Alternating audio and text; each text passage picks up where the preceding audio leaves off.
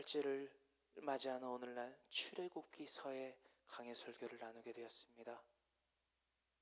출애굽기서의 말씀 우리가 한 구절 한 구절 살펴보면서 하나님의 말씀에 대해서 나누기를 원합니다. 특히나 창세기, 출애굽기, 레위기, 민수기, 신명기는 우리가 익히 나눴다시피 토라라고 하여서 모세 또한 오경이라고 우리가 정의하고 있습니다. 이 모세 오경의 구성에 대해서 또한 그것을 시대로 구별하여서 여러분들에게 나누고자 하오니 여러분들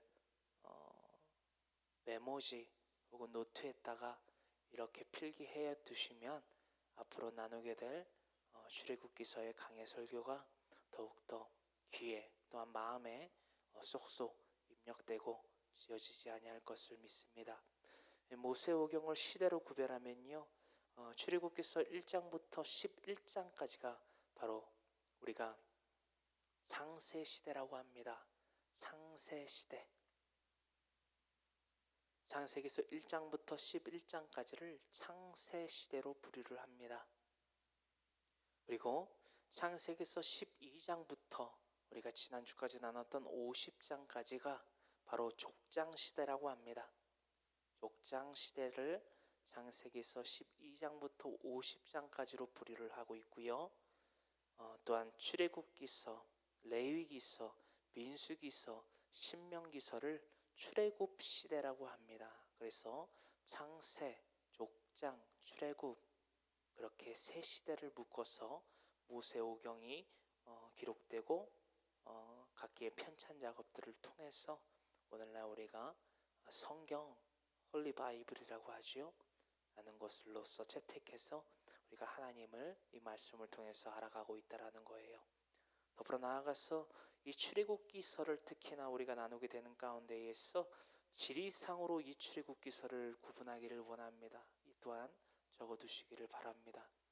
출애굽기서를 지리상으로 구별했을 때에 1장부터 12장까지는 출애굽기서 1장부터 12장까지는 애굽에서의 생활을 했던 이스라엘 민족에 대해서 기록하고 있습니다.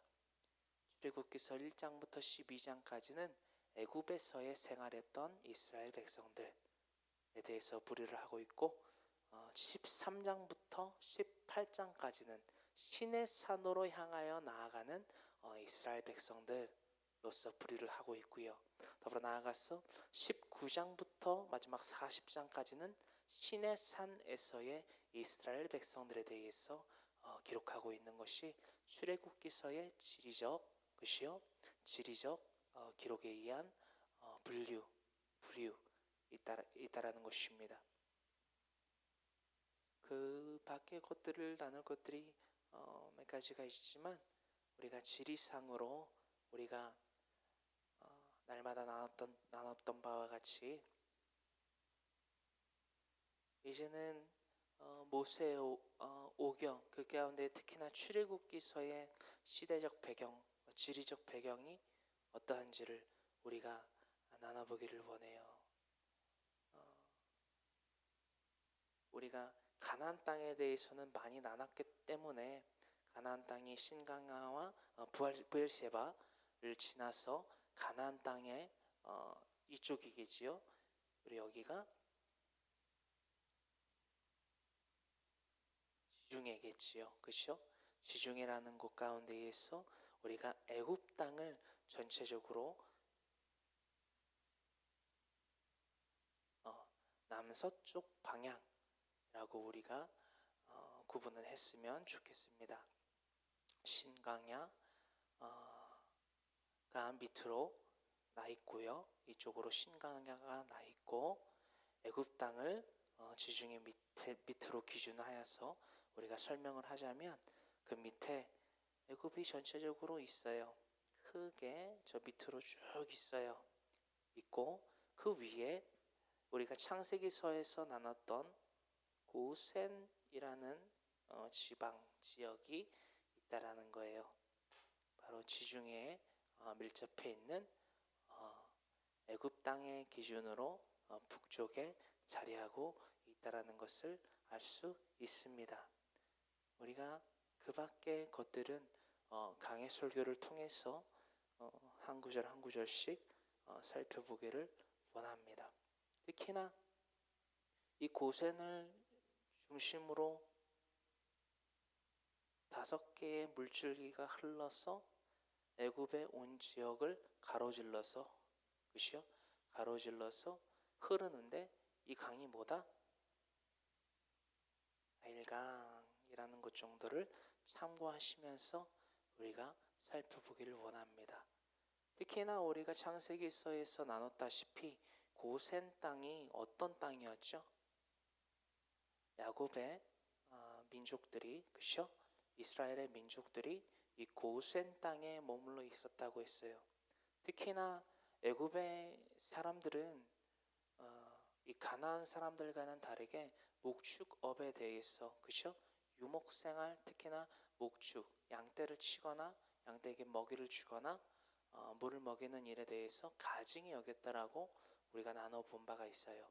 가증히 여기는 것을 우리가 흔히 행하지 않습니다. 그러나 가나안 사람들은 그 유목민의 생활에 익숙해져 있었고 그것이 없이는 생활을 할 수 없었기 때문에 생계를 연명할 수 없었기 때문에 그 양떼를 치는 직업잡을 고유적으로 갖고 있던 민족이었다라는 것을 우리는 익히 나눠본 바가 있어요. 그래서 이 고센의 강줄기가 흐릅니다. 5개의 강줄기가 크게 흘러요. 그래서 고센에서 뭘 하기에? 유목을 하기에, 그렇죠? 목축업을 하기에 무한 용이한 지역이라는 것을 우리는 창세기서 강해를 통해서 나누어 봤다라는 것입니다. 할렐루야. 우리가 이런 지리적인 특성과 어떠한 지리적인 배경들을 나누어 봤습니다. 이 위쪽은 어떤 건지 다 아시죠? 여러분들 뭐 세겜이 어디고 뭐 헤브론이 어디고 브레시바가 어디고 그것들이 가리키는 메시지는 무엇인지 우리가 다 알고 있다라는 것입니다. 그래서 오늘 이 배경을 베이스로 깔아놓고 우리가 출애굽기서 1장 1절로부터 강해 설교를 나누기를 원해요. 우리 출애굽기서 1장 1절의 말씀 함께 합독하기를 원합니다.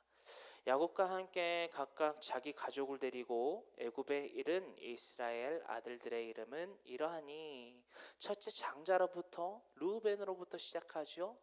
르우벤으로부터 시작해서 이렇게 기록이 되어 있습니다. 우리 다 같이 7절까지의 말씀을 나누기를 원해요.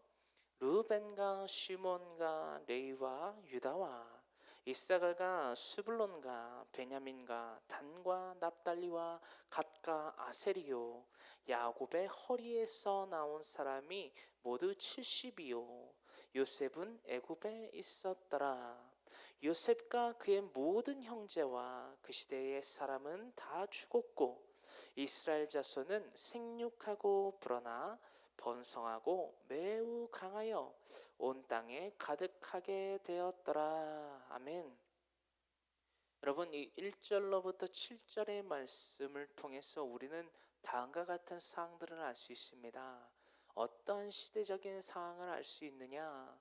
이 출애굽기서가 창세기서와 별개의 사건을 담고 있는 것이 아니라 이 야곱의 허리에서 난 이 70인에 대해서 열거를 하면서 이 출애굽기서가 1장으로부터 1절로부터 시작이 되는데 이것은 마치 무엇을 나타내고 있습니까? 하나의 이어지는 스토리에 대해서 문맥상으로 연결하는 고리로서 1장 1절로부터 7절의 말씀을 채용하여 기록하게 하셨다라는 거예요. 할렐루야. 구약부터 신약에 이르러서까지의 모든 말씀이 역사적으로서 사실이라는 것을 어떻게 증명을 하였느냐, 그렇죠? 어떻게 증명을 하였느냐라고 했을 때에 이러한 역사적의 각기의 권소의 연결고리들이 그 역할을 크게 담당했다라는 것 정도를 이 성경에 대한 해설에 대해서 여러분들이 기본적으로 항상 담고 계시면 성경을 읽으실 때에 보다 효과적으로 이해할 수 있으실 것입니다. 여러분, 그 가운데에서 6절의 말씀을 다시 한번 살펴보길 원하는데요. 요셉과 그의 모든 형제와 그 시대의 사람은 다 죽었다. 특히나 이 6절의 말씀은 창세기서와 출애굽기서를 어떻게 어떤 인물들을 통해서 어떤 시점 가운데에서 이어지게 했는지 그런 어떠한 연결고리, 체인이라고 그러죠. 연결고리의 역할을 담당하는 말씀의 구절이다라는 것들을 통해서 우리는 이 말씀을 보다 효과적으로 참 상세하게 나눠볼 수 있을 것입니다. 출애굽기서 오늘 1장을 나누게 되었는데 정말 재밌고 유익한, 또한 하나님의 은혜가 갑절로 넘쳐나는 오늘날이 될 것이라고 생각됩니다. 7절의 말씀입니다. 이스라엘 자손은 생육하고 불어나 번성하고 매우 강하여 온 땅에 가득하게 되었더라. 이 7절의 말씀은 마치 이 출애굽기서의 모든 것을 나타내기로 하듯 하나의 예고편과 같은 메시지를 담고 있었어요. 이것은 필시 하나님께서 창세기서 12장의 말씀으로부터 아브라함, 즉 믿음의 선조인 아브라함으로부터 시작된 하나님의 약속이 확증되며 역사적으로 그것이 나타내고, 그것이 민족의 번영, 생육하고 번성함 또한 강대함을 통해서 하나님의 말씀의 1점의 1핵도 틀림없이 우리의 삶 가운데 있어, 역사 가운데 있어 뿐만이 아니라 오늘날의 우리들의 삶 가운데 있어도 일어날 수 있다는 것을 분명히 우리에게 도전의 과제로서 또한 교훈으로서 남겨주는 말씀이라는 것입니다. 이에 대하여서 이 7절까지의 말씀을 요약해서 여러분들에게 말씀드리는 바, 야곱의 12아들과 그에게서 난 아들을 포함하여 총 70인이 애굽 땅에 거하게 되었다라는 것을 우리는 창세기서의 말씀을 통해서 알게 되었고, 다시금 1장 1절로부터 7절에 이르러서까지 그 말씀에 대해서 분명히 다시 한번 기억할 수 있게 되었다라는 것이지요. 그에 대하여서 우리가 분명히 나눠본 바가 있습니다. 66명과 70명에 대한 차이가 무엇이었는지 그에 대해서 여러분들 이것은 적어두시기 원해요. 다시금 잊지 아니하시기 위해서 70인에 대해서 또한 66명에 대해서 창세기서 46장 26절로부터 27절의 말씀, 야곱과 그렇죠? 요셉이 어디에서 난 애굽에서 얻게 된 두 아들에 대해서, 에브라임과 므낫세에 대해서 기록하고 있다라는 것입니다. 차이가 있다라는 거예요. 66명과 70명에 대한 차이, 그것이 무엇이었는가 우리가 분명히 나눠본 바가 있기 때문에 그 정도로만 하고 넘어가기를 원합니다.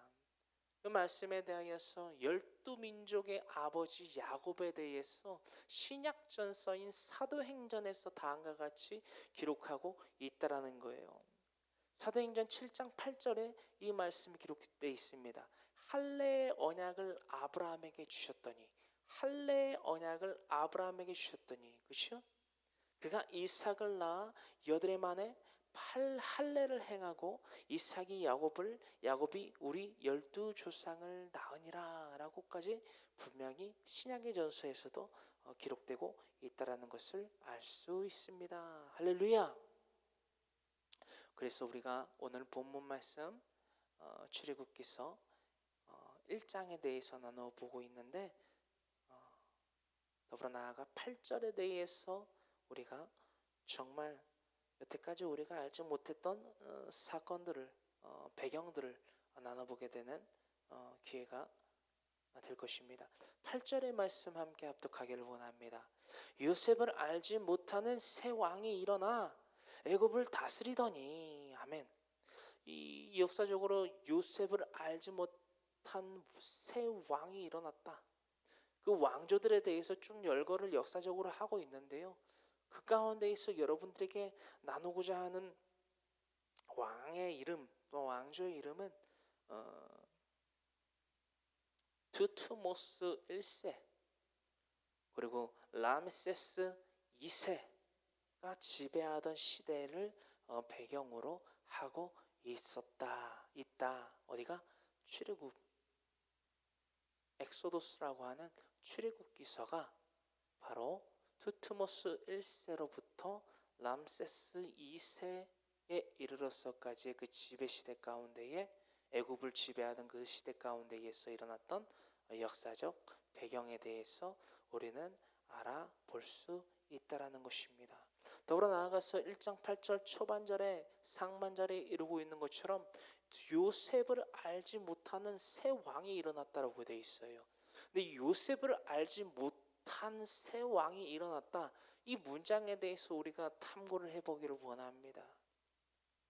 우리가 성경을 읽을 때에 요셉을 알지 못하는 새 왕이 일어났다, 어떠한 물리적인 어떠한 요셉에 대해서 풍문을 듣고 어떤 그런 기본적인 차원에 대해서만 우리가 생각할 수 있었을 건데, 그것보다는 조금 더 우리가 탐구하는 그런 열정을 갖고 우리가 나눠봤을 때에 이 요셉을 알지 못했다라는 것은 무엇이냐? 저는 여러분들에게 이렇게 나누기를 원합니다. 요셉의 무엇을 알지 못했냐? 라는 것을 논주로 삼기를 원해요. 요셉에 대한 무엇을 알지 못했느냐? 저는 다음과 같이 정의합니다. 배은망덕한 심보들을 가지고 행했다. 어떠한 것의 배은망덕입니까, 여러분? 요셉이 어떤 사람이었죠? 애굽 이 땅에, 그렇죠? 투트모스 1세랑 람세스 2세가 다스리던 그 왕국에, 그렇죠? 그들의 선조가 요셉에게 어떠한 혜택을 받았습니까?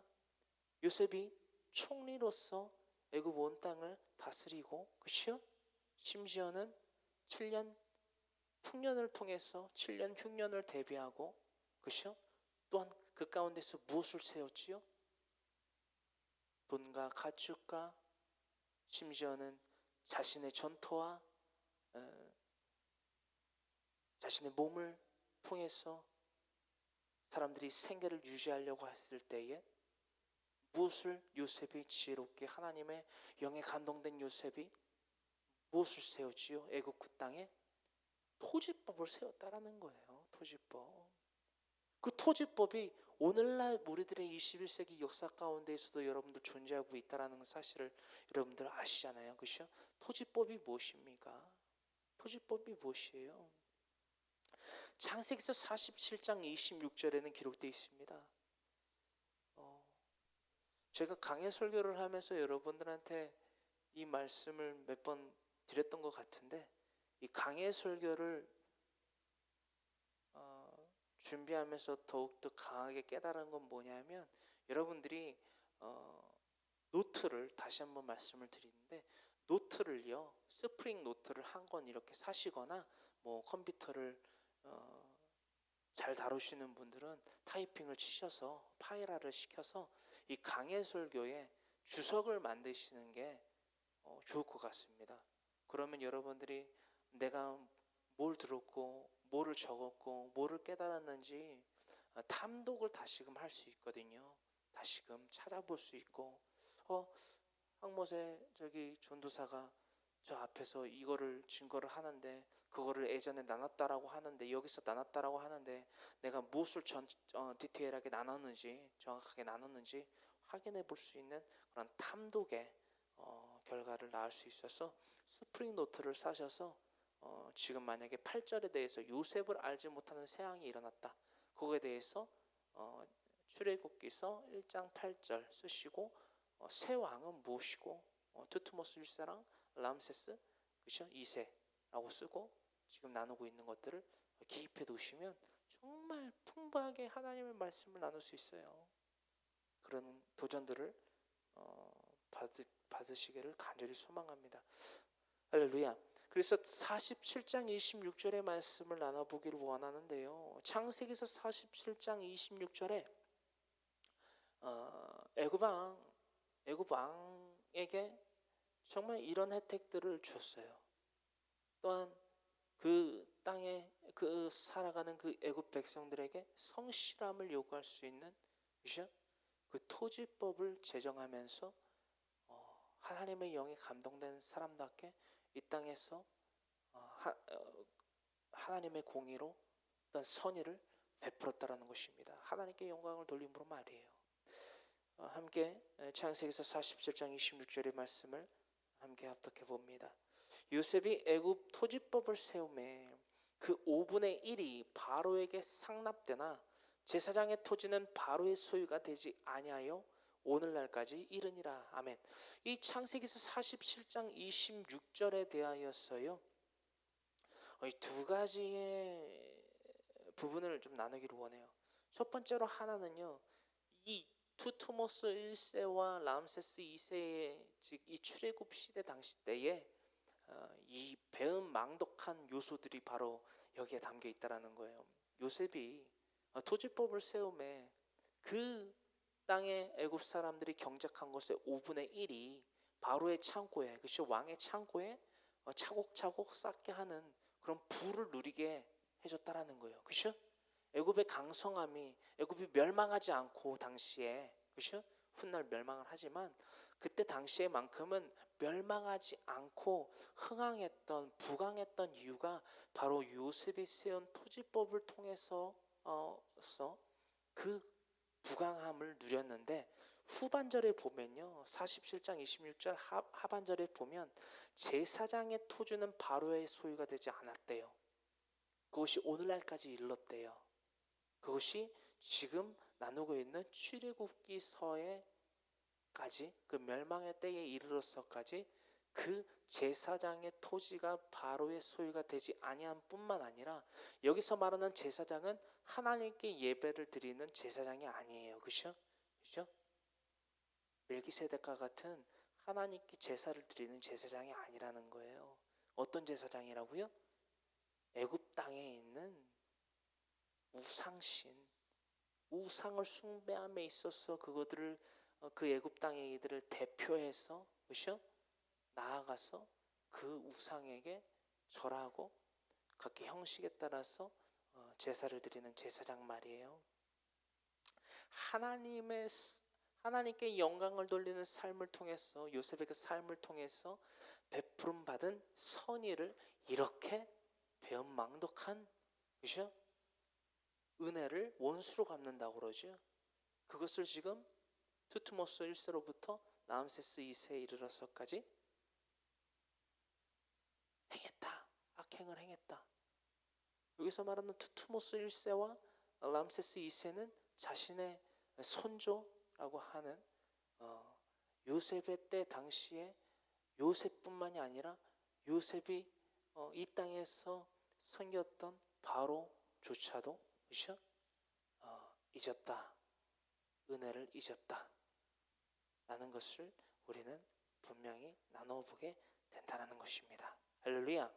9절의 말씀 나눕니다. 출애굽기 1장 9절의 말씀입니다. 그가 그 백성에게 이르되 이 백성 이스라엘 자손이 우리보다 많고 강하도다. 아멘. 출애굽기서 1장 9절의 말씀을 통해서 우리는 다음의 것을 분명히 살펴볼 수 있어야만 된다는 것입니다. 바로가 두려워할 만큼, 그렇죠? 두려워할 만큼, 위기로 느낄 만큼 이스라엘 자손은 어떻게 많고 강할 수 있었는가? 오늘 이 출애굽기서 1장에 어찌 보면 가장 큰 하나의 주제가 될 수 있겠어요. 어찌하여서 그때 당시에 흥황했던 애굽 땅의 바로가, 그렇죠? 왕의 직책 이름이 이제 바로거든요. 파라오라고 하죠. 바로가, 그렇죠? 이스라엘 백성들을 두려워할 정도로 그들의 세력은 막강할 수 있었는가? 이것이 출애굽기서의 1장에 어찌 보면 기록된 목적일 수도 있다라는 것입니다. 이미 바로는 이스라엘 민족이 무엇 때문에 그리 강대한 것인지 분명히 인식하고 있다는 사실을 알게 돼요. 여러분, 악인들이, 그렇죠? 의인들에 대하여서 두려워합니다. 무엇에 대하여서 두려워합니까? 무엇 때문에 두려워합니까? 하나님의 역사를 두려워한다라는 거예요. 이 땅에서의 이방인과 나그네 되는 우리 그리스도인들을 이 땅에 있는 악인들이 두려워한다라는 거예요. 여러분들, 우리의 삶을 조금 재조명해 보기를 바랍니다. 여러분들, 이 땅에 있는 수많은 악인들이 우리 그리스도인들, 저와 여러분들의 삶을 보면서 두려워하고 있습니까? 어떤 이 두려움은 우리의 육체적인 정욕과 탐심으로 말미암아 어떤 악행을 했을 때에, 우리가 악행을 저질렀을 때 그들이 육적으로 두려워하는 것을 말하는 것이 아닙니다. 우리가 믿고 우리가 의지하고 우리가 신뢰하고 우리가 전파하는 하나님께 대한 두렵고 떨려하는, 뭐에 대한? 하나님이 제정하신 하나님의 기준으로 말미암아 이 땅에 세워진 죄에 대해서 그들이 두려워하고 있냐라는 거예요. 바로가 두려워한 것이 무엇이었습니까? 단지 물리적으로 그 수가 급격히 부상하고 늘어나는 이스라엘 백성의 것이요? 강성만은 아니었다는 사실을 오늘 우리는 이 강의 설교를 통해서 분명히 나눠보게 된다는 것입니다. 바로가 두려워했던 것은 무엇입니까? 우리가 분명히 유추하여 볼 수 있는 그 충분한 조건들이 이 말씀 가운데 있습니다. 창세기서 15장 12절로부터 16절의 말씀이 바로 그 애굽의 왕이 두려워한 가장 큰 요소이다. 이스라엘 백성들을 바로가 박해할 수밖에 없는 가장 강력한 요소가 바로 이것이다. 창세기서 15장 12절로부터 16절의 말씀의 기록입니다. 바로가 두려워했던 것은 무엇입니까? 하나님의 약속이 다음과 같이 분명하게 일어날 것을 그는 믿을 수밖에 없었어요. 물리적인 것이 중요합니다. 왜냐? 이 말씀을 분명히 바로는 들었을 거예요. 그리고 그들의 수가, 개체 수가 증가하는 것을 보면서 두려웠을 것입니다. 무엇에 대한 두려움이었는지 우리가 이 창세기서 15장 12절로부터 16절의 말씀을 다시 한번 살펴보기를 원합니다. 다 같이 함께 읽습니다. 해질 때에 아브라함에게 깊은 잠이 임하고 큰 흑암과 두려움이 그에게 임하였더니 여호와께서 아브라함에게 이르시되 너는 반드시 알라. 내 자손이 이방에서 객이 되어 그들을 섬기겠고 그들은 400년 동안 내 자손을 괴롭히리니 그들이 섬기는 나라를 내가 징벌할지며 그 후에 내 자손이 큰 재물을 이끌고 나오리라. 너는 장수하다가 평안히 조상에게로 돌아가 장사될 것이요 내 자손은 4대 만에 이 땅으로 돌아오리니 이는 아모리 족속의 죄악이 아직 가득 차지 아니함이니라 하시더니. 아멘. 아멘. 여러분, 우리가 하나님의 말씀을 날마다 읽고 묵상하고 날마다 상고하고 탐독하고 또한 이 강의 설교를 통해서 성경 통독을 통해서 또한 지금은 진행하지 못하고 있는 코로나19로 인해서 진행하지 못하고 있는 2부 순서를 통해서 또한 각기 만화 성경, 스터디 바이블, 그 위에 또한 주석, 각기 개역 개정, 개역 한글, 공통 번역, 새 번역, 표준 번역, NIV 각기의 성경 편찬 작업들을 통해서 우리에게 더하여진 그 성경에 대해서 우리가 그 하나님의 말씀을 사모하고 무장되어야 되는 이유가 바로 여기 있다라는 것입니다. 여러분, 이 세상 애들이 여러분들을 통해서 하나님을 두려워하게 만들어야만 된다라는 거예요. 하나님을 경외하게 만들어야 된다라는 거예요. 하나님 앞에 죄인으로 사는 것이 얼마나 두렵고 떨려해야 되는 일인지 그들이 깨닫게 만들어야 된다라는 거예요. 그것이 우리의 사명이에요. 할렐루야. 그것이 우리가 이 땅에서 삶을 살아가는 분명한 이유와 목적임을 여러분들 저와 다 같이 함께 잊지 아니하기를 간절히 소망합니다. 여러분, 출애굽기 1장에 대해서 나누고 있습니다. 여러분, 그 시대의 그 바로가 이스라엘 민족에 대해서 두려워한 것은 무엇입니까? 이스라엘의 그런 개체수가 늘어나는 것을 보면서 그들이 길거리에서, 그들이 집에서, 그들이 모인 어떤 모임 가운데에서 그들이 나누고 있는 이 창세기서 15장 12절로부터 16절의 말씀, 그들의 믿음의 조상으로부터 내려왔던 그 이 말씀이 이루어질 수도 있겠구나. 이루어질 수도 있겠구나. 이러다가 내가 왕으로 통치하고 있는 이 애굽 땅이 이들을 통해서 멸망할 수도 있겠구나 라는 위기를 느꼈다는 거예요. 할렐루야.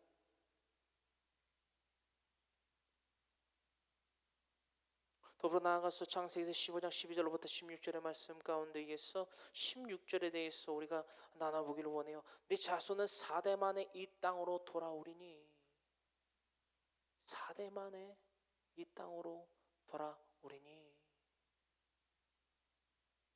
바벨론 포로 생활 때까지 이르러서 특히나 이 출애굽 시대에서 우리가 알아볼 터인데,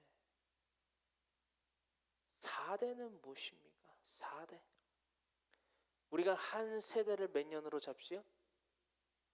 100년으로 잡습니다. 그럼 4세대면 몇 년이에요?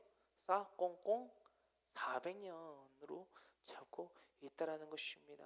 내 자손, 즉 야곱의 허르로부터 난 아브라함의 자손, 그렇죠? 그들이 4대 만에 가나안 땅으로 돌아오리니. 이 얘기를, 그렇죠? 이 12절로부터 15절의 말씀에 이루고 있는 이 모든 말씀을 바로가 이들의 모임 중에서 나누는, 그때 당시에는 이런 성경으로 기록된 것을 나누고 있는 게 아니었겠지요. 무엇이었을까요? 어떠한 풍문을 통해서, 그렇죠? 자신의 아버지와 자신의 할아버지를 통해서, 그렇죠? 또한 야곱을 통해서, 야곱의 12아들들을 통해서 자신들이 들었던 것을, 그렇죠? 자신의 또한 자녀들에게 어떠한 계승하며, 그렇죠? 이것이 우리 민족에게서 일어날 거야 라는 것을 명시하고 나누고 있었다라는 것입니다. 왕인 바로가 그것에 대해서 몰랐을까요? 단지 물리적인 그들의 개체수의 부흥만을 보고서 그런 위기를 느꼈을까요? 저는 아니라고 생각합니다. 여러분 어떻게 생각되십니까? 이런 부분들이 우리에게 왜 필요합니까?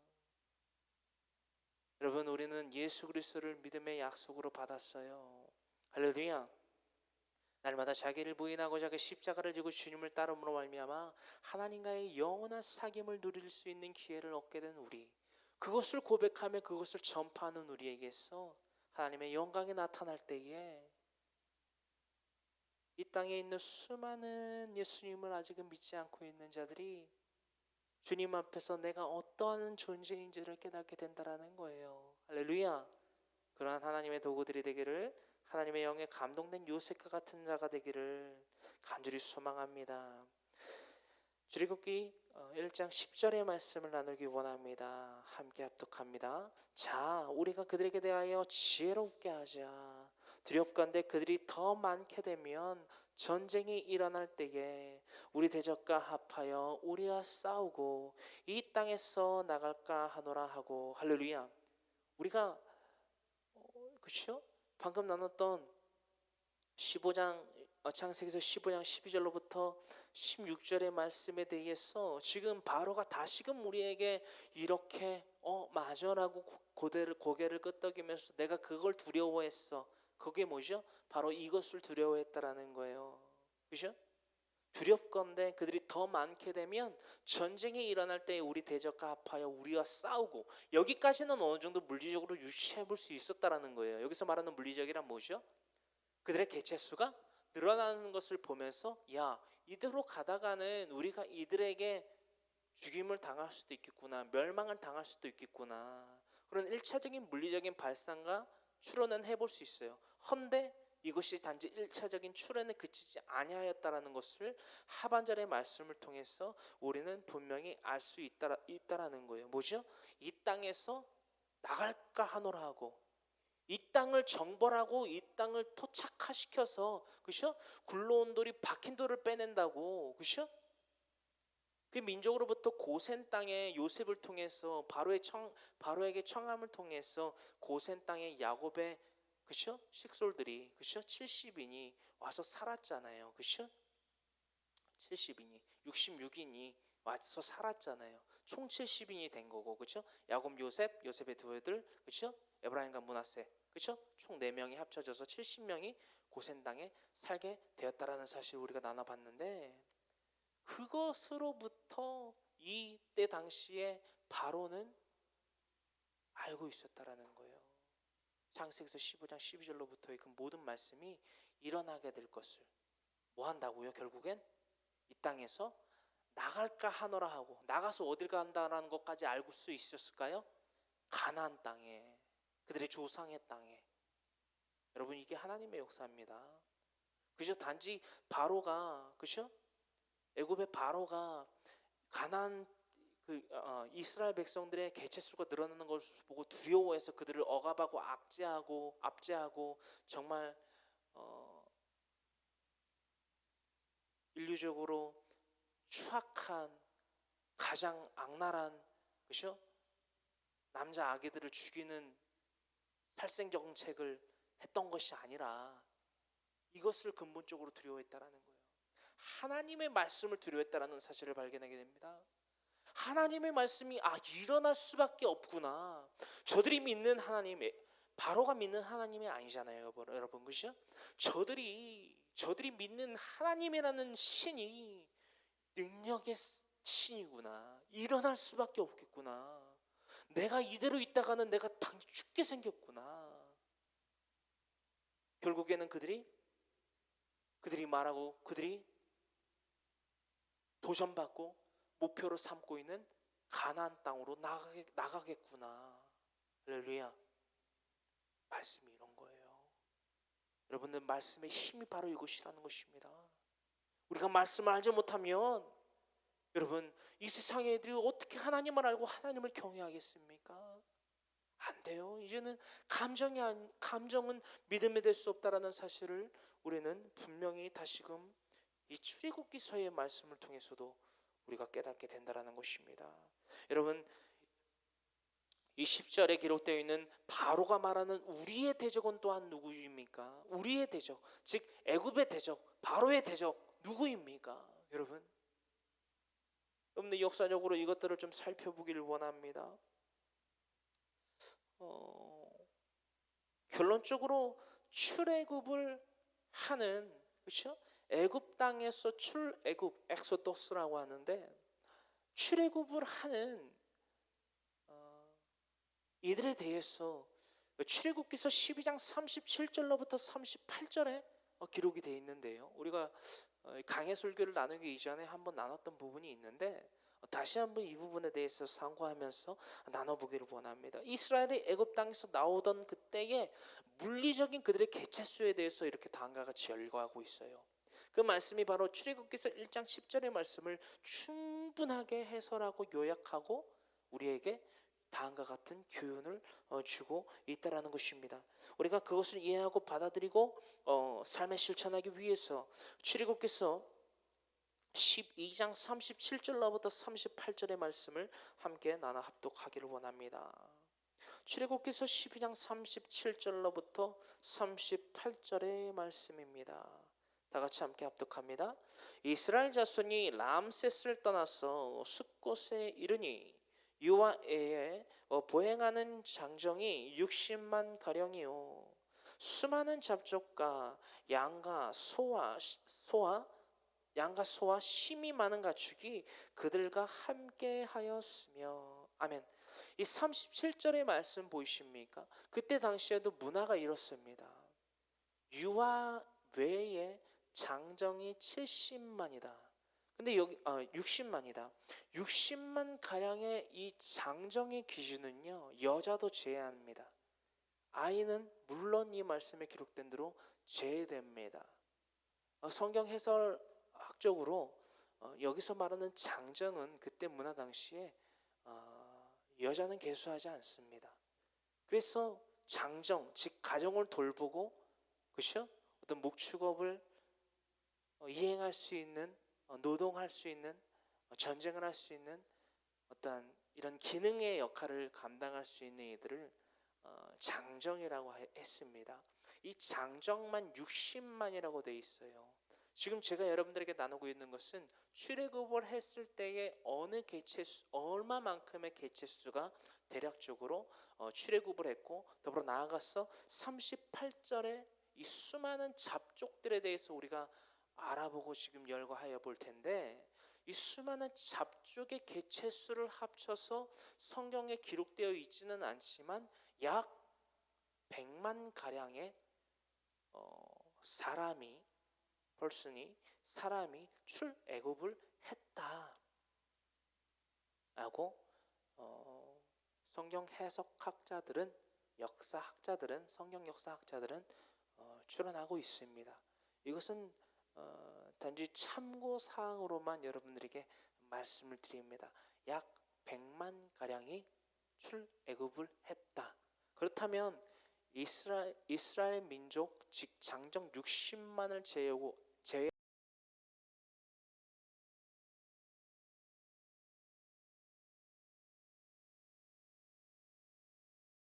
다시 본문으로 돌아왔어요. 출애굽기서 1장 10절에 대하여서 바로가 말하는 그들의 대적은 누구였냐라는 거예요. 다음과 같은 세 가지로서 그 수많은 잡족과 장정구 60만 이스라엘인들 그 60만을 다음과 같이 저는 불의하여 여러분들에게 나누고자 합니다. 애굽 땅, 즉 나일강 부분으로, 그렇죠? 나일강이라고 그랬죠? 5개의 줄기로부터 시작해서 애굽의 이게 횡인가요? 이게 종이죠? 종으로 흐르는 나일강 중심으로 활발히 활동했던 노예 계급을 갖고 있던 사람들이 있습니다. 이들이 수많은 잡족 가운데 40만 가운데 일부가 있었다라는 거예요. 이들이 바로 아피루 라는 종족 혹은 그 계급명 아피루라고 하는 이들이 있었다라는 것입니다. 그들은 본래 애굽 땅에서 활동을 하던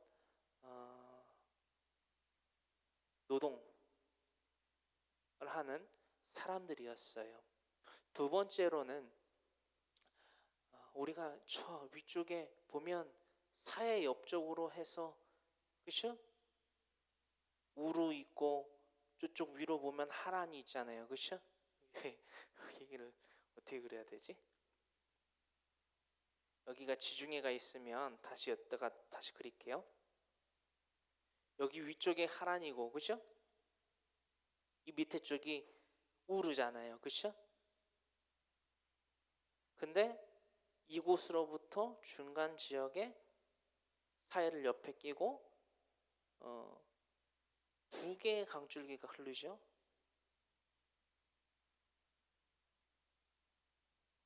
위에 강줄기는 티그리스고, 그렇죠? 밑에 강줄기는 유프라테스 강이라는 거예요. 이 티그리스와 유프라테스 강을 통해서 발현됐던 문명이 이름이 뭐냐면 메소포타미아 문명이잖아요, 그렇죠? 메소포타미아 문명, 이 너무 지저분한데 이해가 좀 되실까요? 제가 계속 보셨으니까 이해 안 되시지는 않겠지만 메소포타미아 문명 가운데에서 발현하게 된 노동 계급이 있습니다. 이들을 바로 하피루라고 해요. 하피루.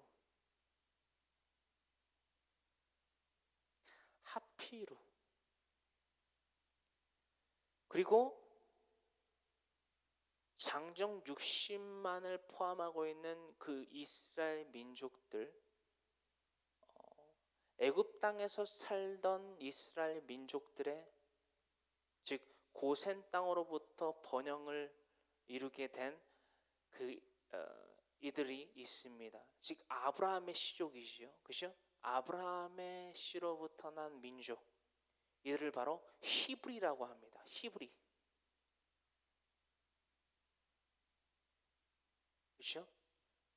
아피루, 하피루, 히브리, 이 세 가지를 여러분들이 알아두시기를 바래요. 원하고요. 함께 해볼까요? 첫 번째, 아피루. 두 번째, 하피루. 죄송합니다. 하피루. 세 번째, 우리가 잘 알고 있는 히브리. 이것이 10절에서 출애굽기서 1장 10절에서 그 애굽 땅의 바로가, 그죠? 왕의 직접 그 바로가 두려워했던 대상들의 주요 핵심 인물들이었다. 그리고 이들을 왜 두려워할 수밖에 없는지에 대해서 우리는 계속되는 강의 설교를 통해서 분명히 나눠보게 될 것입니다.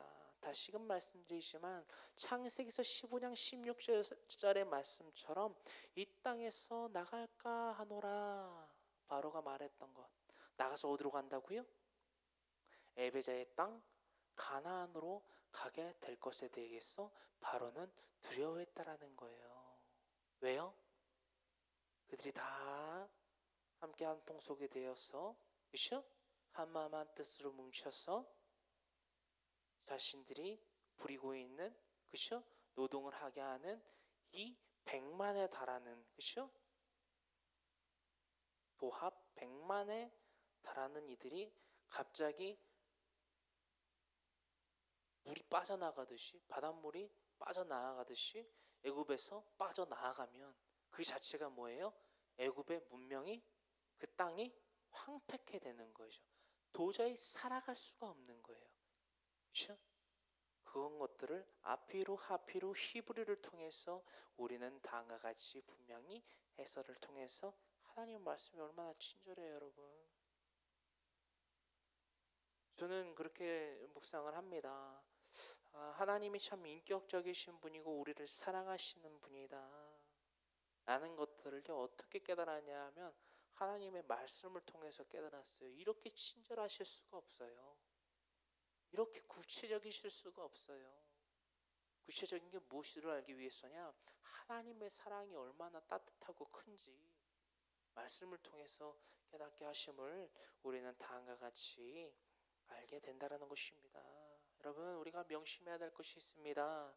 날마다 음부의 권세, 그 마귀 사탄은요, 날마다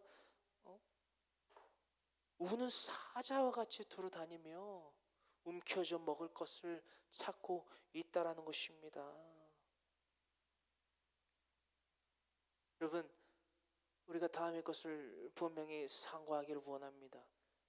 가만히 내버려 둬도요, 알아서 고꾸라지는 먹잇감은 이 마귀 사탄이 우는 사자와 같이 날마다 움켜질 것을 찾아다니는 사냥거리를 찾는 사탄에게 그다지 흥미거리가 되지 못합니다. 먹잇거리가 되지 못해요. 날마다 그 힘이 강성해 보이고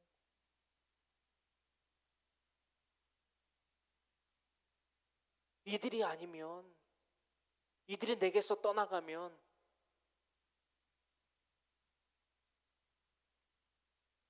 사탄은 살아남을 수 없는 위기를 느낍니다. 여러분, 날마다 우리가 믿음으로 요동쳐야 돼요.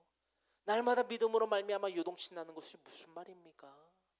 날마다 음부의 권세, 그 마귀 사탄이 우리를 조종하지 못하게 만들어야 돼요. 떠나나 볼터이지만 애굽의 바로가 누구와 지금 비례하고 있습니까? 사탄이라는 것입니다. 여러분, 아피루, 하피루, 히브리 이 100만에 달하는 이들을 역사적으로 얼마나 괴롭히고 그들의 노동력을 착취했는지 여러분들 우리는 계속해서 나눠보게 될 것이에요. 다른 것을 생각하지 못하고 그 노동을 통해서 자신들의 노예로 삼고자 하는 그 사탄의 전략을 말이에요. 우리는 깨부셔야 됩니다.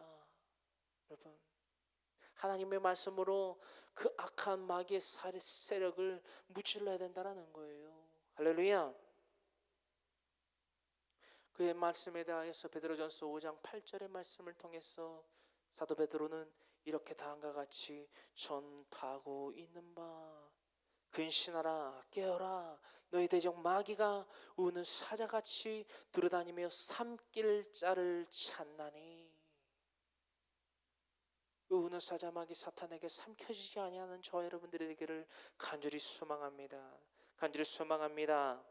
본문 말씀 출애굽기서 1장 11절의 말씀을 계속해서 나누기를 원합니다. 출애굽기서 1장 11절의 말씀 합독합니다. 감독들을 그들 위에 세우고 그들에게 무거운 짐을 지어 괴롭게 하여 그들에게 바로를 위하여 극구송 비돔과 람셋을 건축하게 하니라. 아멘. 우리가 잠시만요.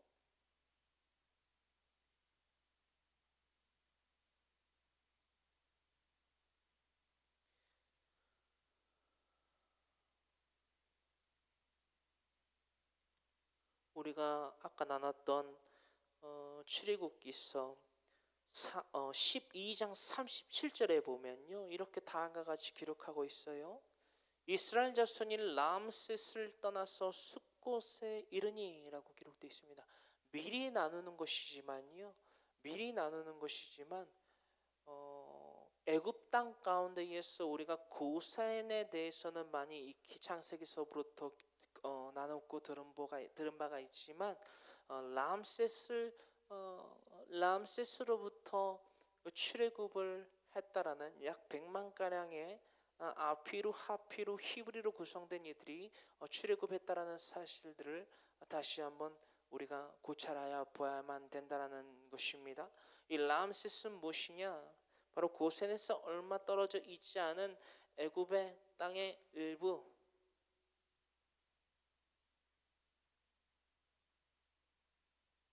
람셋이다. 이곳으로부터 그들은 출애굽을 감행케 되었다라는 것들을 다시 한번 참고하기 위해서 여러분들에게 나누기를 원해서 다시금 짚어 말씀드렸습니다. 다시금 본문 말씀 11절의 말씀을 우리가 합독해봤기 때문에 이것을 다시 분해해서 여러분들에게 나누고자 합니다. 감독들을 그들을 위해 세웁니다. 아피르와 하피르와 히브리인들 가운데에 감독들을 세웁니다. 그 감독들을 통해서 그들에게 무거운 짐을 지게 해서 괴롭게 합니다. 그들에게 바로를 위하여, 하나님이 아닌 바로를 위하여 극구성 비돔과 람셋을 건축하게 하니라. 어떤 양식이 저장 창고로 쓰여지는 그것이요, 극구성 비돔과 람셋을 건축하게 하니라. 그 땅에서 나는 어떠한 농작물, 그렇죠? 어떠한 저장을 담당하는 곡간 같은 거죠. 나라의 곡간 같은 역할을 하는, 그렇죠? 이 국구성 비돔과 람셋을 건축하게 했습니다. 여러분, 바로의 본 목적은요, 이 비돔과 람셋을 건축했던 궁극적인 이유는요, 어떤 것을 차곡차곡 잘 쌓아놓고 마치 요셉이 7년 풍년을 통해서 7년 흉년을 대비함으로 말미암아 그 애굽 땅의 시체들이 질비할 수도 있었을 텐데, 그리하지 않도록 하나님의 그 영광을 돌리는, 또한 하나님께 그 영광을 돌리는 삶을 통해서 평행적으로 이 애굽 땅에 선의를 베풀었다라고 했잖아요. 그 목적과는 다르게 악한 목적을 가지고 이 국고성 비돔과 람셋을, 그렇죠? 이들 아피루, 하피루, 히브리를 통해서 건축하게 했다라는 거예요. 그 악한 목적에 대해서 다음과 같이 저는 여러분들에게 왜 어떤 사상과 목적을 위해서 이들을 악한 자신의 행위에 사용하였는가?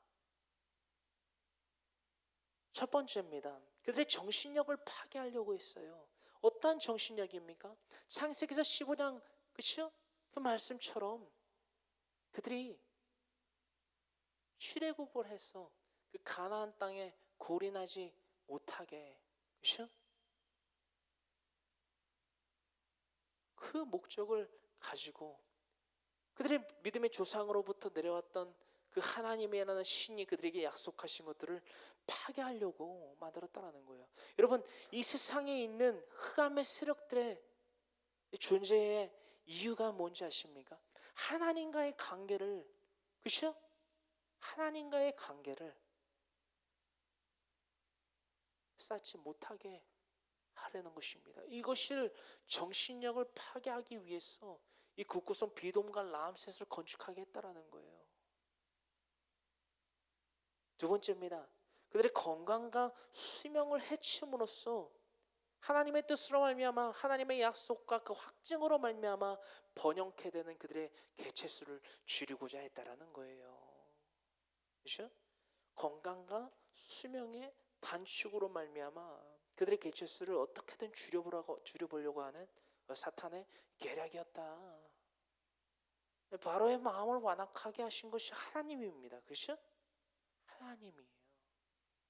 바로의 마음을 완악하게 하신 것이 바로 하나님이라는 거예요. 여러분, 이 말씀을 제가 여러분들에게 왜 드립니까? 데살로니가 후서 2장 8절로부터 기록되고 있는 사건의 핵심입니다. 우리가 그 말씀을 매번 나눴기 때문에 굳이 나눠보진 않지만 하나님께서 왜 바로의 마음을 완악하게 하셨을까요?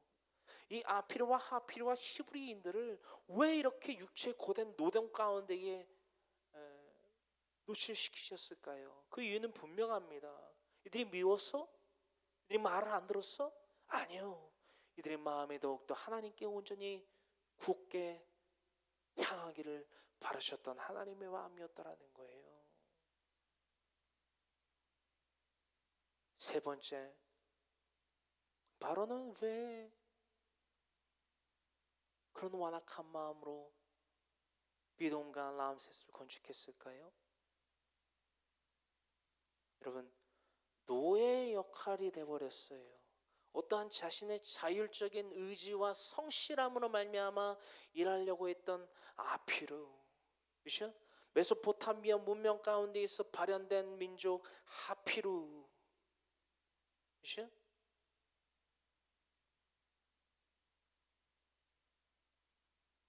또한 고센 땅으로부터 그 애굽 땅 고센 땅으로부터 민족의 번영이 시작된, 그렇죠? 야곱의 허리에서 난 12아들, 그 12아들로부터 민족의 번영이 일어났는데 그들이 무려 장정 60만여 됐다라는 거예요. 할렐루야.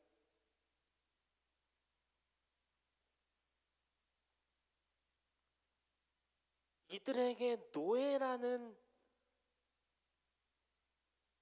타이틀을 붙이면서 아피르 하피르 히브리에게 노예라는 타이틀을 붙이게 되면서 어떤 것이 억제되게 되겠습니까? 결혼과 그 결혼으로 말미암아 잉태케 되는 자녀에 대한, 그렇죠? 두려움을 갖게 만들었다라는 거예요. 왜죠? 내가 결혼을 해서 자녀를 낳아봤자 뭐가 된다? 노예가 된다. 그러면 상식적으로 우리가 이 입장들을 좀 고려해 봤을 때 자녀를 낳고 싶을까요? 이거에 대한 대답은 조금 이따가 여러분들 한번 해보시고요. 더불어 나아가서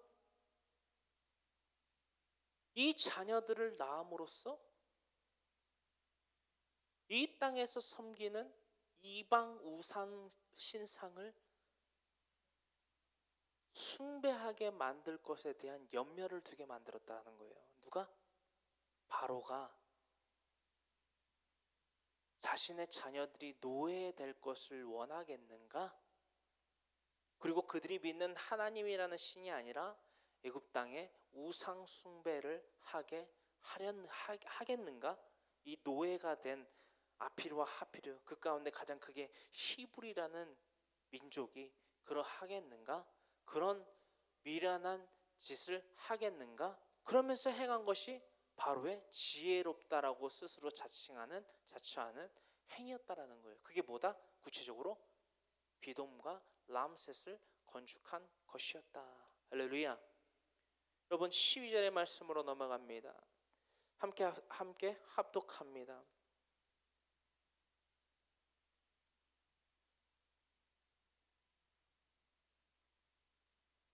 그러나 학대를 받을수록 더욱 번성하여 퍼져 나가니 애굽 사람이 이스라엘 자손으로 말미암아 근심하여. 아멘.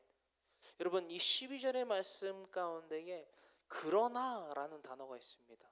그러나 그 11절의 말씀 가운데는 뭐였지요? 바로의 역사, 그렇죠? 바로의 뜻. 하나님이 바로의 마음을 완악하게 하시사 바로가 행한 히브리 민족에 대한 박해, 그렇죠? 근데 12절에 뭐라고 서문이 시작되나요? But, 그러나가 시작된다는 것입니다. 성경 66권을 살펴보실 때 이 그러나라는 단어에 조금 우리가 집중해 보기를 원해요. 앞에서 분명히 악행이나, 그렇죠? 우리들의 악행이나 어떠한 타인에 의한 억압, 악해, 박해가 전개되고 그 다음에 그러나라는, 그렇죠? 그러나라는 단어가 기록되어 있을 때는 이제부터 하나님의 역사가 시작된다라고 봐도 과언이 아닐 것입니다. 그런 우리가 발상체계로서 이 말씀을 나눠보기를 원합니다. 12절 다시 읽어볼까요? 그러나 학대를 받을수록 더욱 번성하여 퍼져나가니 애굽 사람이 이스라엘 자손으로 말미암아 근심했다. 자, 이제 이 아까 드렸던 그 질문 11절의 말씀에 대해서 우리가 분석했을 때의 질문을 우리가 나눠보길 원해요. 그럼에도 불구하고 내가 결혼을 해서 혼례를 해서 자녀를 낳아봤자 내가 노예이기 때문에, 애굽 땅에서 노예이기 때문에 노예를 출산할 수밖에 없고, 그렇죠? 이 노예를 출산하는 것 가운데에서 더 악한 상황의 전개가 뭐였죠? 우상이었잖아요, 그렇죠? 우상을 숭배할 수밖에 없는 내 아들 내 딸을 낳고 싶겠냐는 거예요. 이제 여러분들에게 그 질문을 던졌을 때 여러분들은 뭐라고 대답할까요? 뭐라고 대답해야 될까요? 낳겠습니다. 왜요? 그것이 하나님의 뜻을 의지하고 신뢰하고 믿고 이루어질 것을 확신하는 자들이 행해야 될 것이라는 거예요. 할렐루야. 할렐루야. 학대를 받을수록 더욱 번성했다. 이스라엘 자손, 이제로부터 이 말씀이 더욱더 세밀하게 기록이 되어 있습니다. 우리가 잠시 칠판 좀 지울게요.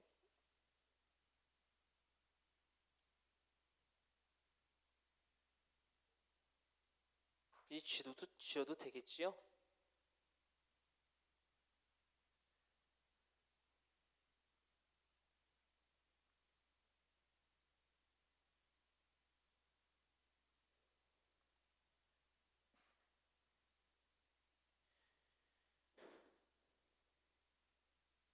여러분 이제부터 좀 대조해서 보시면, 너무 참고해서 보시면 좋을 것이 있습니다.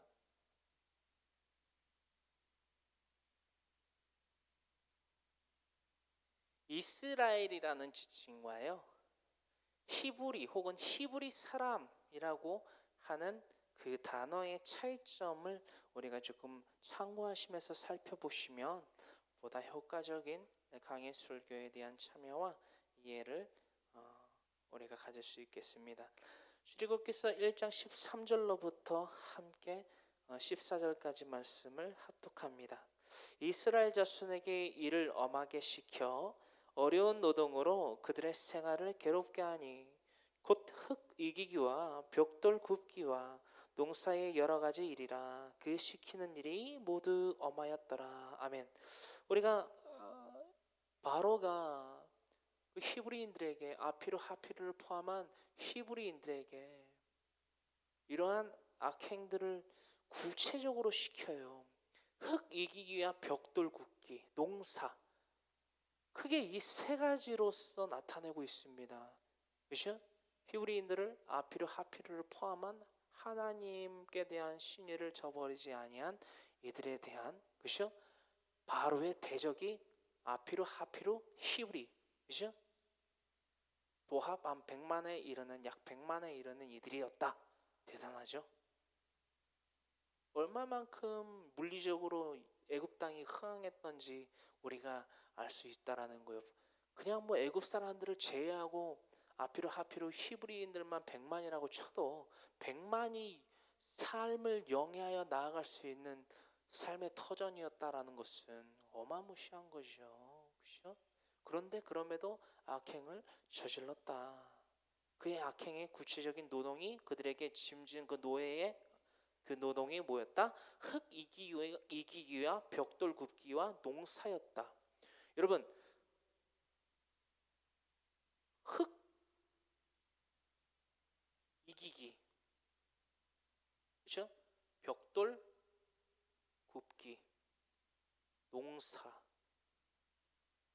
이거 세 개에 대한 요소적 공통점이 뭐죠?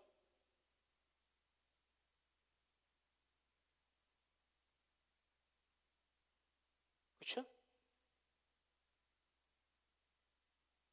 아주 밀접한 관계 정도가 아니라 이거의 본 속성인 거죠.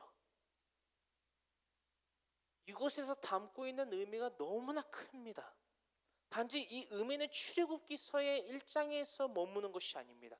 바로 저와 여러분들의 삶 가운데에서 팽배하게 자리 잡고 있는 속성이라는 거예요. 흙 이기기와 벽돌 굽기야 농사가 오늘날 저와 여러분들에 이르러서까지 우리가 분명히 파악해야 될 사탄의 강교이며 사탄의 직무라는 것을 우리는 다음에 말씀들을 통해서 분명히 알 수 있게 된다는 것입니다. 사탄의 주식인 우리 인간들의 육체, 그렇죠? 우리는 창세기서 2장 7절과 창세기서 3장 14절의 말씀을 통해서 분명히 알 수 있게 된다는 거예요. 그러므로써 우리들은 종종 이 땅의 물질을 통해서 짐짓 하나님께 죄를 범하게 되는 사실들을 발견할 수 있게 됩니다. 여러분, 물질 때문에 하나님 앞에 하나님께 대한 그 신임과 믿음을 저버리고 살아가는 이들을 종종 우리들의 삶 가운데에서 살펴보게 된다는 것입니다. 여러분들 이 말씀을 표기하여 두셨다가 날마다 이 말씀을 묵상하시길 바랍니다. 여러분, 풍요가 무엇이며 빈곤이 무엇입니까? 어떠한 분명한 이 하나님의 기준이 있었을 때에 우리는 풍요함 가운데에도 감사하고 기뻐하며, 또한 그의 반대로 너무나도 빈곤함 가운데에 있었을 때에도 하나님께 기뻐하며 감사할 수 있는 믿음의 힘이 있다라는 거예요. 이게 우리의 믿음의 비결이라는 거예요. 이 세상에 줄 수 없는 평안의 비결이라는 거예요. 이 물리적인 환경 가운데에서 우리가 그것에 지배를 받지 않고, 그렇죠? 흙 이기기와 벽돌 굽기와 농사에 길들여지지 않고, 이것에 좌지우지 하나님께 대한 믿음을 팔아넘기지 않고 살아갈 수 있는 유일한 비결이 바로 여기 있다라는 거예요. 정말 귀한 것을 나눕니다. 빌립보서 4장 10절로부터 23절의 말씀을 지금 안 읽을 거예요. 이것이 하나님의 비밀이고 우리가 가져야 될 믿음이네, 하나님의 사람들의 가져야 될 비결이라는 것을 여러분들 깨닫기를 간절히 소망합니다. 창세기서 3장 14절과 창세기서 2장 7절의 말씀을 더불어서 여러분들 읽고 묵상하시면 이 흙 이기기와 벽돌 굽기와 농사의 공통점이 본된 속성의 땅과 흙일진데, 이 속성이 바로 인간의 속성이고, 이 속성으로 말미암아 하나님께서 인류의 태초의 범죄인 선악과 사건을 일으켰던 때에, 그렇죠?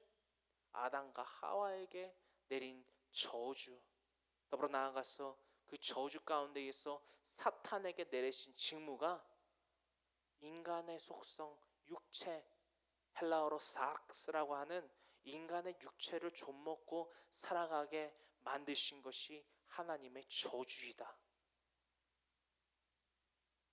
라는 것을 여러분들 알게 되시면 물질 때문에 여러분들 힘들 수는 있죠. 하지만 그 가운데에서 하나님이 주시는 그 믿음에 대한 소망, 그것으로 말미암아 우리는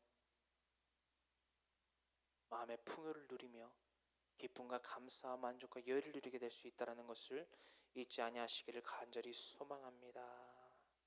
여러분 15절로부터는 히브리 민족 말살 정책을 펼치며 바로의 악함은 아주 크게 치닫게 됩니다.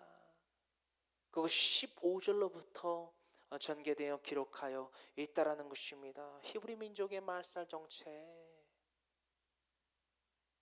15절로부터 기록되어 있습니다. 우리가 아까 말씀드렸지요. 이스라엘과 히브리 혹은 히브리 사람이라는 단어에 대한 채용을 왜 굳이 달리 했는가? 마치 창세기서에서 야곱의 계명된 이름이 이스라엘이지요. 이 이름이 계속해서 교차해서 사용되는 그 순간 가운데에서 우리가 이것에 대해서 나눴지요. 이름값, 그죠? 야곱은 이미 계명을 받았지요. 이스라엘로. 근데 그 이후로도 계속해서 야곱이라고 기록되고 있는 부분들이 있어요. 물론 이것이 다 그렇게 치부되고 있지는 않지만, 그렇죠? 왜 중요한 사건 가운데에서, 그렇죠? 여기서 말하는 중요한 사건이 뭐지요? 하나님의 옳은 길로 행하지 않고 자신의 생각과 기준으로 살아갔을 때에는 계명된 이름 이스라엘을 사용하기보단 야곱의 이름으로 채용되어 하나님의 말씀이 기록되게 되었다는 사실을 우리는 강해 설교를 통해서 창세기서 강해 설교를 통해서 나눠본 바가 있는 바, 그와 또한 상응하게 이스라엘과 그리고 히브리라는 단어를 채용해서 교차 사용하고 있는 이 출애굽기서의 말씀의 구절들을 계속해서 살펴보기를 원합니다. 15절로부터 함께 읽습니다. 애굽 왕이 히브리 산파 시브라라 하는 사람과 부하라 하는 사람에게 말하여 이르되 너희는 히브리 여인을 위하여 해산을 도울 때에 그 자리를 살펴서 아들이거든 그를 죽이고 딸이거든 살려두라. 아멘. 딸은 살려두고 아들은 죽여라. 그렇죠? 단도직입적으로 명령조로 지금 히브리 산파 시브라와 부하라는 사람에게 바로는 명령을 합니다. 너희가 봐서 적당히 죽이고 싶은 것들은 죽이고 살리고 싶은 것들은 살려, 이게 아니라, 그렇죠? 히브리 여인들에게서, 그렇죠? 아피로 하피로 그 가운데 히브리인들이 있는데 히브리인들 가운데에서 산모가 아이를 잉태하는 그 순간에 여자를 낳게 되면 살려두는데 남자를 낳게 하면은 어떻게 된다? 죽인다. 여기서 여자를 살려두는 이유는 무엇일까요? 뭐죠? 히브리 민족이 뿌리 근간을 흔들어 버린다는 거예요. 그들의 신앙심을, 그렇죠? 자리 잡지 못하게, 이 땅에, 애굽 땅에 더 이상 토착화시키지 못하게, 그렇죠? 바로의 입장에서는 마치 패스트와 같은 질병과 같은 전염병과 같은 히브리 민족이었다라는 거예요. 그렇죠? 아프리 하프리 또한 그의 한몫들은 했지만, 그렇죠? 히브리 민족이 특히나 바로의 눈에는 거슬렸다는 거예요. 마치 질병과 같이, 코로나와 같이, 패스트와 같이. 그래서 바로의 히브리 민족 말살 정책은 이렇게 아이들에게까지 전이가 됩니다. 아주 압독한 발상과 생각들을, 행동들을 행했다라는 것이요. 이 모습은 마치 이 바로의 모습은 헤롯 왕 때처럼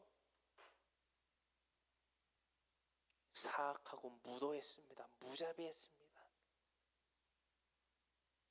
여러분, 우리가 나누고 있는 이 출애굽기서 이제 모세라는 인물이 등장하게 될 터인데요. 이 모세는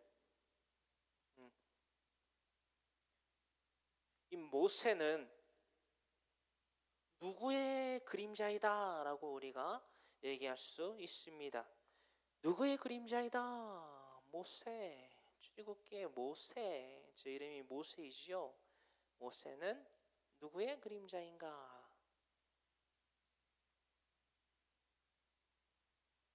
남미캐시언. 누군가에게 나에게 물어본다면 모세는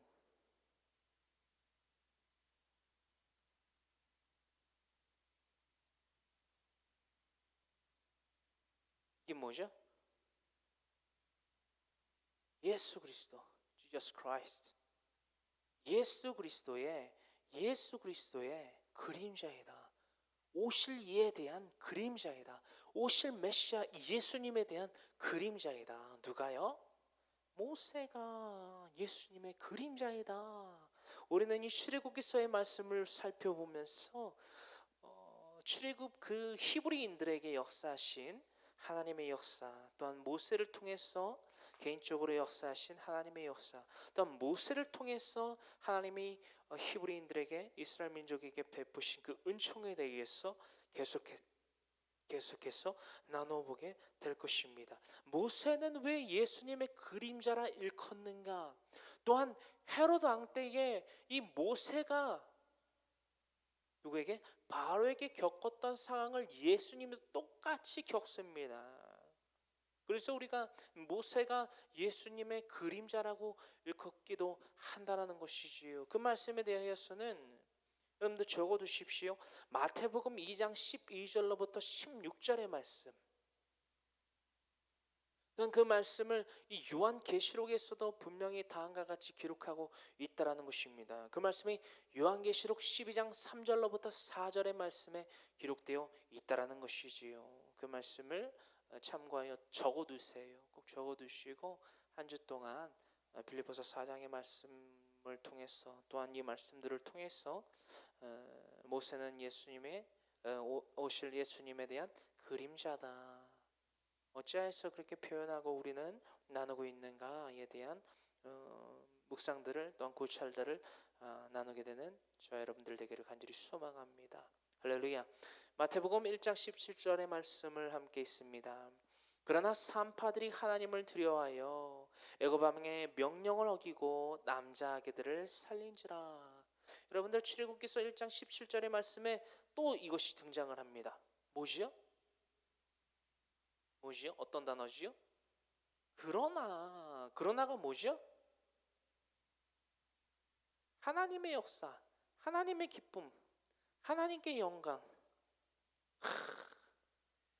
그러나라는 단어가 등장할 때 대다수가 하나님의 역사와 하나님께 기쁨과 하나님께 영광을 돌리는 하나님의 역사가 일어났다라는 거예요.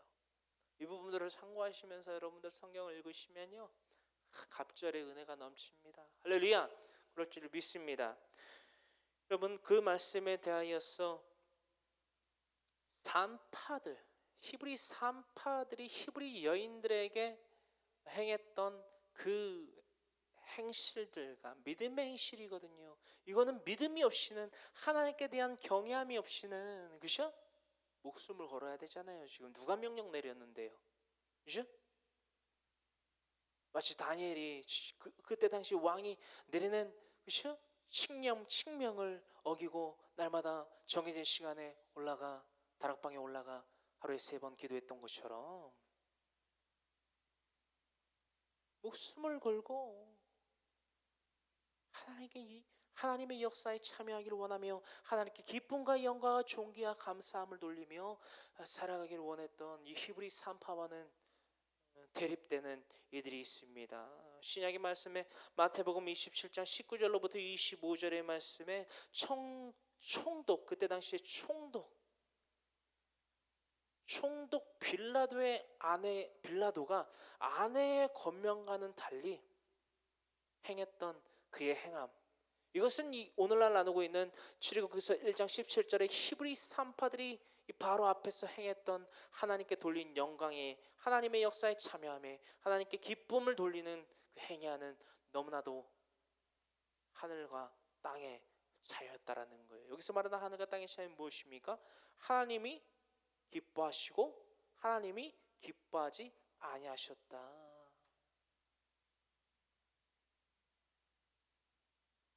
이것들을 우리가 또한 한 주 동안 찾아 합독해 보기를, 묵상해 보기를 원해요. 마태복음 27장 19절로부터 25절의 말씀이 바로 이 출애굽기서 1장 17절의 히브리 산파와 총독 빌라도에 대한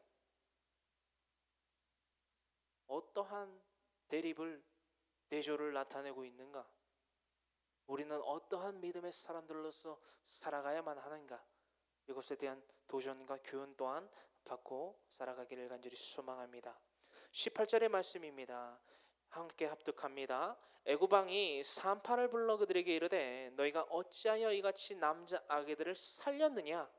산파가 바로에게 대답하되 히브리 여인은 애굽 여인과 같지 아니하고 건장하여 산파가 그들에게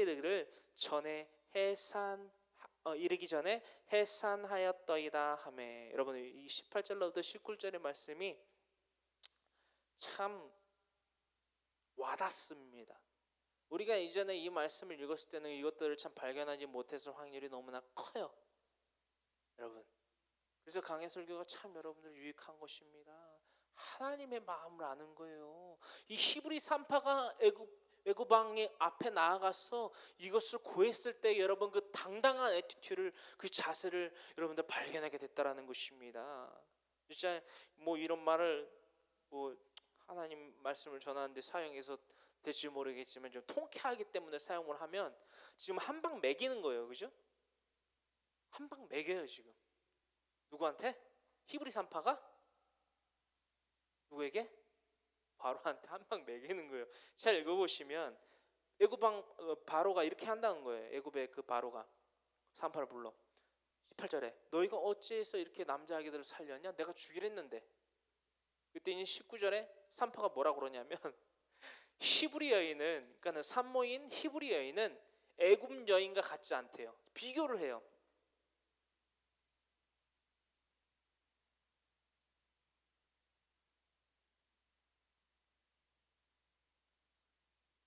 히브리 여인과 애굽의 여인을 대조를 시켜버립니다. 비교를 딱 해버려요. 다르다, 디퍼런스, 다르다는 거예요. 뭐가 다르냐? 건장하다. 산파가 그러니까 아기를 받으려고 그들에게 이르기도 전에 이미 해산하였다. 이게 무슨 말이냐는 거예요. 지금 네가 바로야, 잘 들어봐라. 네가 아무리 하나님의 민족인 히브리야, 아프리야, 그렇죠? 아프리를 노동으로 그에 안 되다 보니까 이제는 민족 말살 정책으로서 아기들을 이렇게 너희가 잡아다 나에게 죽이라고 해도, 혹은 네가 죽이려고 해도 죽일 수가 없다. 왜? 그만큼 하나님의 말씀은 분명히 약속하신 그대로 이루어질 수밖에 없다. 너 그거 인정해라라는 거예요. 네가 아무리 아등바등 네가 악행을 저질러봤자 하나님의 말씀은 분명히 일어난다. 풀은 마르고 꽃이 시들어도 하나님의 말씀은 영불변하시고 하나님의 말씀은 정확하고 명확하게 1.1에게 오차도 없이 일어난다라는 것을 히브리 산파들은 바로에게 떳떳이 얘기하고 있다라는 거예요. 여러분, 그게 믿음입니다. 할렐루야. 그게 믿음이에요. 입도 뻥끗 못하게 만드는 것이 하나님의 말씀이에요. 하나님의 말씀은 능력이 있습니다. 원동력이 있습니다. 우리 모든 생각과 그 모든 행동을 판단하십니다. 할렐루야. 이 우리에게 삶의 유일한 비결이 되고 유일한 우리가 살아가는 이유가 되고 우리의 살아가는 원동력이 되는 하나님의 말씀으로 날마다 깨우쳐지는 하나님의 사람들이 되기를 간절히 소망합니다. 이들은 거룩한 불순종을 한 방 매기는 거룩한 불순종을 바로에게 행했다라는 것입니다. 여러분, 거룩한 불순종을 일삼는 히브리 산파, 여러분 히브리 산파 그래요. 그죠? 히브리 산파. 뭐 산파는 우선 그렇다 치고 나눴으니까 히브리가 뭘까요? 히브리. 그죠? 히브리. 아피로 하피로 히브리라고 하는데 히브리가 뭐냐라는 거예요.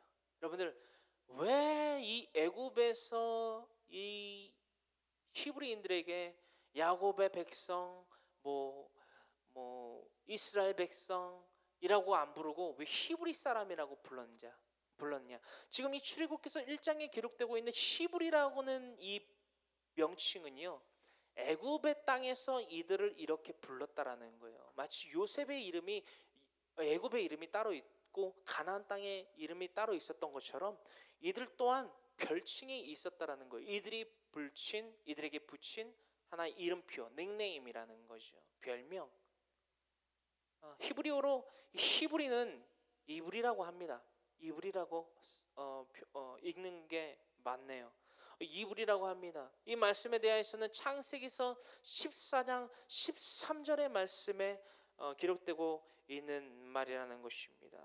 여러분들 그것 또한 적어두셨다가 한 번씩 읽어보시고요. 창세기서 14장 13절에 가장 먼저 이 히브리라는 별칭이 등장합니다. 이 창세기서 14장은 어떤 사건이 담겨져 있지요? 어떤 사건이 담겨져 있죠? 아브라함이 그의 조카 롯을 구출하러 가게 된 경위에 대한 사건이 기록되어 있지요. 그죠?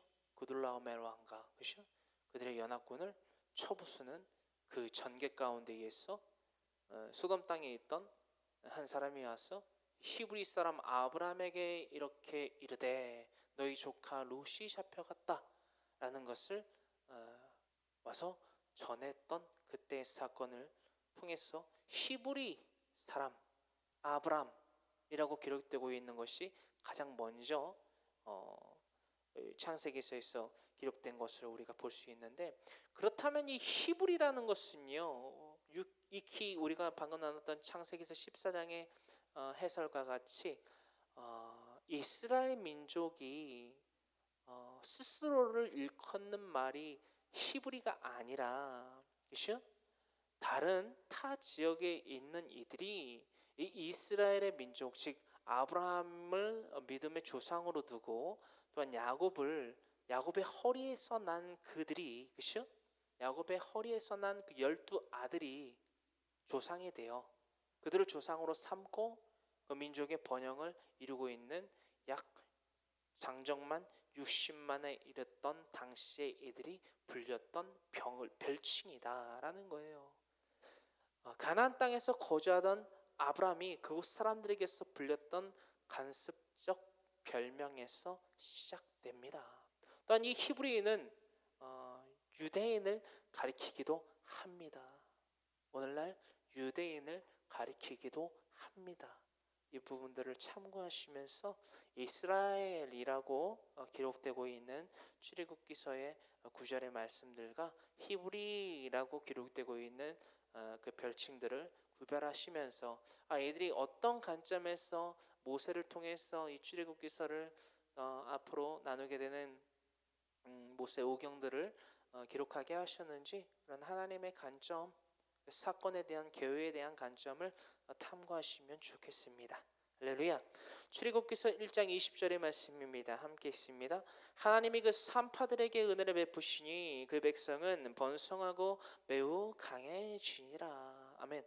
하나님이 그 히브리 산파들에게 은혜를 베푸십니다. 여러분, 여기서 은혜에 대해서 다시금 한번 나누기 원합니다.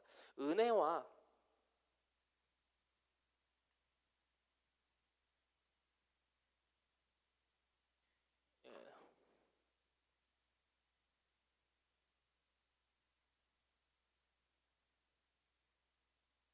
죄송합니다. 너무 필기체로.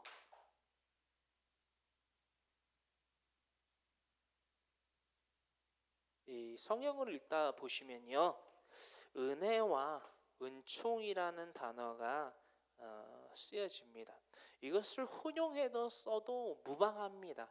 헌데 굳이 분별시키는 이유는 뭐냐면 성경을 읽을 때 해설과 해석을 할 때 성경의 내용의 전체적인 것들을 파악하려 할 때 은혜와 은총을 조금 구별해서 개별적으로 사용하여 채용하여 사용한다면 보다 더 효과적인 인물에 대한 해석과 역사와 문화와 언어에 대한 해석이 가능하다라는 것입니다. 은혜는요, 그렇다면 무엇이라는 거예요?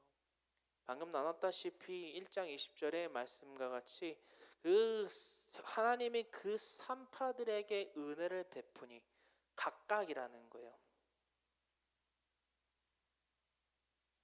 동시에 단체이기도 할 수 있습니다. 그래서 혼용해서 써도 된다라고 말씀을 드립니다. 허나 특히나 1장 20절의 말씀들에서 히브리 산파의 개념들은 개인에 가깝다라고 할 수 있지요. 이런 요소들을 성경 곳곳에서 자주 우리는 발견하게 될 것입니다. 그렇다면 은총은 우리가 유추할 수 있는 바와 같이 개인이 아닌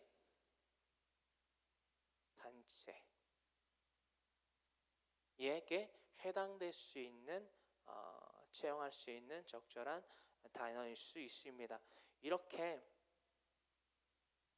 은혜와 은총을 혼용해서 쓰는 것도 틀리지 않다라는 것을 다시 한번 말씀드리지만 굳이 차별을 두어서 채용하여 선택해서 사용하는 이유는 은혜와 은총에 대한 개인과 단체에 대한 개념들을 이해함으로써 하나님의 말씀을 더욱더 보다 효과적으로 이해하고 해석할 수 있다, 해설할 수 있다라는 장점이, 그 용이함이 있기 때문이다라는 것을 다시금 한번 말씀드립니다. 할렐루야.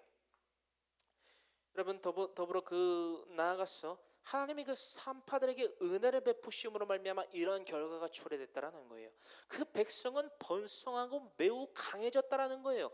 1장 20절에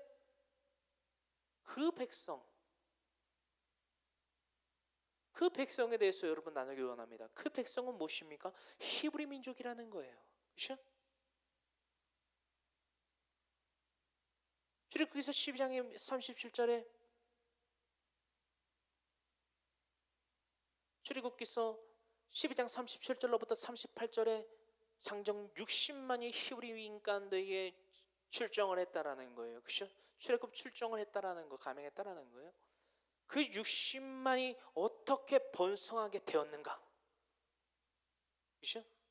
이 히브리 산파와 같은 믿음의 사람들로 인해서 이 60만이 훗날 출애굽을 하게 된다. 한 사람의 믿음으로 말미암아 민족이 번영을 누리게 된다. 한 사람이 하나님께 은혜를 받음으로 말미암아 민족이 은총을 받게 된다. 은혜와 은총의 불유의 필요 조건. 다시 한번 우리가 요약할 수 있다는 것이고요. 여러분들, 그 백성은 히브리 민족이라 하였습니다. 히브리 민족은 무엇입니까? 히브리 민족은요, 왜 애굽 땅에서 그들을 히브리 사람이라고 일컬어 불렀냐면요, 저 사람들은 이방인이라는 거예요. 이방인. 이 세상 너머의 사람들을 지칭하는 것이 바로 그들이 애굽 땅에서 야곱의 허리에서 난 그 이스라엘 민족들을 일컬기를 히브리 사람이라고 했다라는 것입니다. 히브리 사람의 뜻이 뭐라고요? 이 세상 너머의 사람들, 애굽 땅에 속해져 있는 사람이 아니라 저 세상에 있던 사람들, 혹은 저 세상으로 나갈 사람들을 그들의 입장에서 얕잡거나 낮춰서 부르는 별칭이었다라는 거예요. 저 세상 너머의 사람들, 이스라엘 하나님의 사람들, 가나안 입성의 기회를 얻은 자들이라는 것입니다. 여러분, 가나안이 그때 당시의 가나안과 지금 오늘날의 가나안이 달라요. 그렇죠? 단어도 달라요. 그때 당시에 히브리 사람들, 그렇죠? 저 세상 너머의 사람들이 당도하여야만 됐던 가나안, 그리고 우리가 당도해야 될 가나안 성읍, 거기가 어딘가요? 천성이라는 거예요. 천성이라는 거예요. 이 출애굽기서는요, 다음과 같은 분명한 목적을 나타내고 있습니다, 여러분.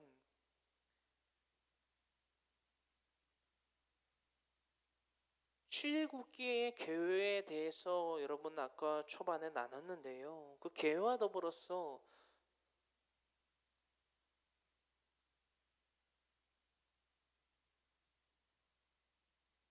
출애굽기의 기록 목적은 뭐냐? 왜 이 출애굽기서가 이런 역사들을 겪게 하셨느냐? 여러분, 출애굽기서의 본 목적은요,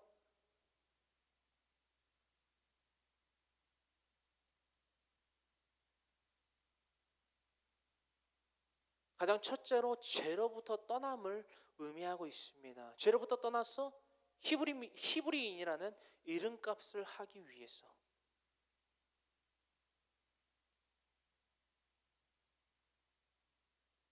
저 세상 너머의 사람, 이 애굽 땅의 사람이 아닌 저 세상의 사람, 떠나갈 사람, 나아갈 사람.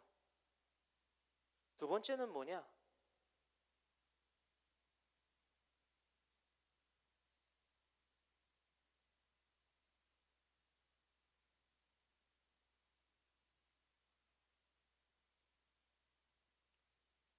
하나님이 출애굽이라는 그 이스라엘 민족들을 출애굽시키고자 하시는, 즉 가나안 땅에 들이고자 하시는 이유는 뭐냐면요, 성막을 건축하기 위함입니다. 성막을 건축해서 뭘 합니까? 간단하고 명료하게 우리가 해석할 수 있어요. 하나님께 예배드리는 예배자. 우리가 이 큰 두 가지의 목적들을 출애굽기서의 기록 목적으로 우리가 항상 간직한 채로 앞으로 나누게 될 출애굽기서 총 40장에 기록되어 있는 말씀들을 나누게 된다면 너무나 우리의 신앙이요, 날마다 창세기서 35장의 말씀처럼 신앙 회복 운동을 펼치게 됩니다. 내가 하나님 앞에 죄인이라는 거예요. 내가 하나님이 싫어하시는, 기뻐하지 아니하시는 행실을 했을 때에 날마다 우리의 양심이 뒤흔들린다는 거예요.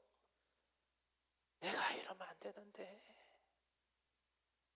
하나님이 나를 기뻐하지 아니하시는데 내가 어찌 주님 앞에 바로 선단 말하리요.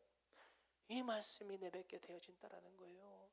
죄인들이 주님을 바라보게 하고, 죄인들이 자신들의 죄를 깨닫고 주님을 바라보게 하고 주님 앞에 내어 엎드리게 해야 되는, 마치 시편 51편의 다윗과 같은 행실을 일삼아야 되는 우리가,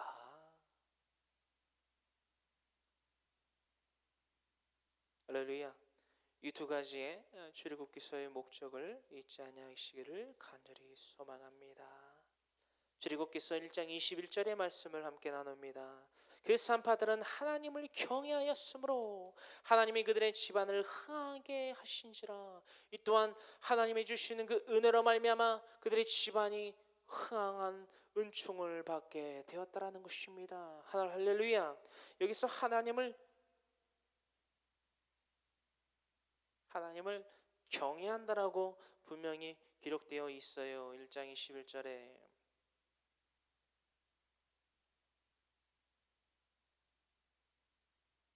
여기서 우리가 이렇게만 지금 적고 있습니다. 그렇죠? 네. 히브리어로 테오스라고 해서, 헬라어로 테오스라고 해서 이렇게 적습니다. 필기를 하실 때도 이렇게 하시면 돼요. 하나님이라고 쓰기보다는 필기를 하실 때는 빨리 하셔야 되니까 이렇게 하시면, 필기를 하시면 보다 효과적인 필기 생활을 하실 수 있습니다. 하나님을 경외하는 건 무엇이냐라는 거예요.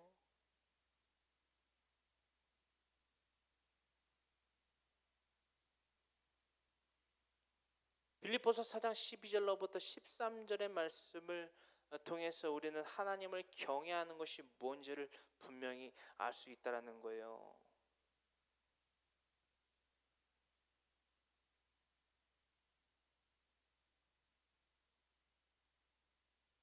경외함은 하나님을 두렵고 떨려 한다라는 거예요. 하나님을 대상으로 두고 살아가는 이들이 하나님을 두려워하고 떨려 한다라는 거예요. 왜?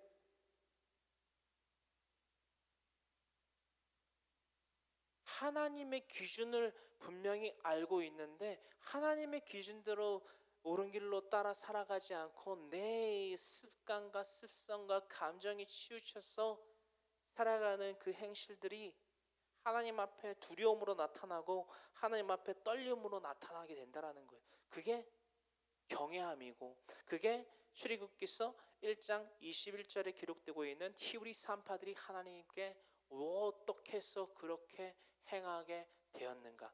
이 땅에서의 법인 바로의 말을 듣지 않고 하나님을 경외함으로써, 하나님을 신뢰함으로써 어떻게 그렇게 그들의 행실은 나타낼 수 있었는가. 그것을 분해하고 용해하여 보았을 때에 이러한 분석적 해석이 가능하다라는 거예요. 할렐루야. 그렇다면 우리는 왜 하나님을 경외해야 됩니까? 왜 두렵고 떨려야 됩니까? 구원을 이루기 위해서입니다. 구원이 무엇입니까? 여러분, 천국입니다. 천국에 들어가는 게 구원이에요. 여러분, 이 천국에 대한 개념에 대해서 여러분들 분명히 나눴습니다. 천국은요,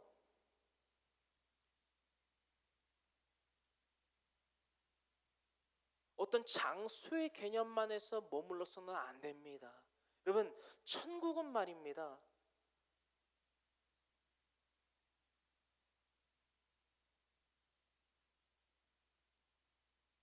하나님과의 영원한 사귐을 의미합니다. 어떤 천국에 가서 뭐 평소에 뭐 배부르지 않고 뭐 아프지 않고 뭐 시집도 장가도 가지 않고, 맞아요, 맞는데 그게 전제가 돼서는 안 된다라는 것입니다. 우리가 왜 이 땅에 살아갑니까? 왜 어떻게 하다 이 땅에 살게 됐습니까? 하나님과, 로마서 5장 8절의 말씀처럼 하나님과 원수되고, 우리가 하나님께 대해서 무엇이 됐을 때에 죄인이 하나님과 화목을 이룰 수 있어요, 없어요, 여러분? 그죠? 없죠. 그렇다면 죄인은 어떻게 죄인으로부터 벗어날 수 있어요? 하나님의 기준. 하나님의 기준을 더 분석하면서 얘기하면 뭐라고요? 복음. 예수 그리스도를 통해서 이 땅에 전해진 하나님의 사랑, 가스펠, 복음. 할렐루야. 우리가 이것을 통해서 하나님과의 영원한 사귐을 누리게 된다는 것입니다. 하나님과의 영원한 사귐, 히브리서 11장 13절로부터 16절의 말씀입니다. 이 말씀 아주 중요해요. 히브리서 11장 13절로부터 16절의 말씀, 믿음의 선진들은 다 믿음을 따라 죽었다. 이 땅에서 이방인과 나그네됨을 날마다 증언했다. 그러므로 하나님이 그들의 하나님이라 일컬음을 받으시기에 부끄러워하지 아니하셨다. 그러므로 그들을 위하여 예배당 한 성읍에 그들을 들이셨다. 할렐루야. 이것이 우리들의 삶의 목표가 되어야 된다는 거예요. 뭐다? 하나님과의 영원한 사귐 말입니다. 할렐루야. 마지막 이 한 구절 나눕니다. 출애굽기서 1장 22절의 말씀입니다. 그러므로 바로가 그의 모든 백성에게 명령하여 이르되 아들이 태어나거든 너희는 그를 나일강에 던지고 딸이거든 살려두라 하였더라. 아멘. 여러분, 이거 보십시오. 노동, 즉 노예로 삼아서, 그렇죠? 그 100만에 다다르게 되는 그들을 노예로 삼아서, 자신들의 노예로 삼아서 하나님을 믿지 못하게 만들고, 그들의 정신을 파괴하고 그들의 육신을 파괴하고 그들에게 자녀의 출산을 우려하게 만드는, 염려하게 만드는 바로의 그 악한 행실, 점차 나아가서 이제는 민족 말살 정책으로서 헤로드 왕의 때와 같이 동등한 악행을 일삼고, 나아가서 이제는 히브리 산모로부터 잉태케 되는 히브리 그 아기들을, 남자 아기들을 나일강에다 던지라고 말해요. 여러분, 이것을 통해서 우리는 알 수 있습니다. 여러분, 믿음이 점진적으로 성장하듯이 악함도 점진적으로, 그죠? 죄도 점진적으로 우리에게 성장하며 다가옵니다. 여러분, 제가 여러분들에게 이것을 나누기를 원합니다. 요즘에 제가 계속 묵상하는 바인데요. 여러분, 이 출애굽기서 1장에 기록되고 있는 바로의 그 악행을 어떻게 비유할 수 있을까요? 저는 다음과 같이 비유할 수 있습니다.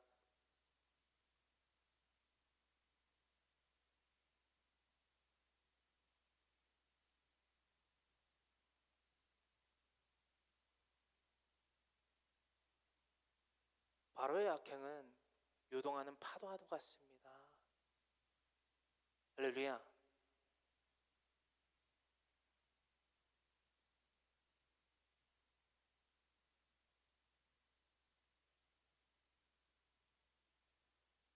그에 대항하는 하나님의 사람들, 하나님을 신뢰하고 하나님을 믿고 하나님께 기쁨과 감사와 영광을 돌리는 이 히브리 산파와 같은 이들은 요동하는 파도 그 바로의 악행에 대입해서 어떠한 역할을 합니까?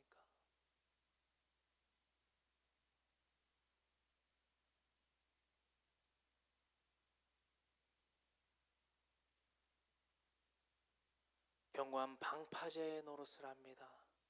믿음으로 말미암아 하나님을 신뢰하고 하나님을 경외함으로 말미암아 그 어떠한 요동하든 그 큰 파도가 어떻게 불어 닥쳐와도 점차 큰 파도가 어떤 맥락을 가지고 어떤 유형을 가지고 어떤 모습을 하고 그 유역의 파도를 억압의 파도를 몰아친다 해도 믿음으로 말미암아 굳건히 서 있으면 결코 흔들리지 아니하는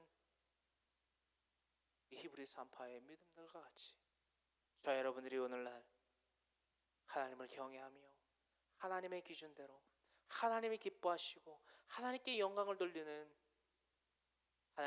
하나님의 영에 감동된 요셉과 같이 이 히브리 산파들과 같이 이 땅 너머의 사람들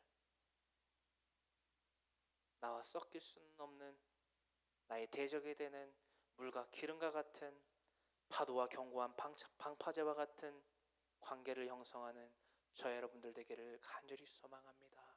간절히 소망합니다. 간절히 소망합니다.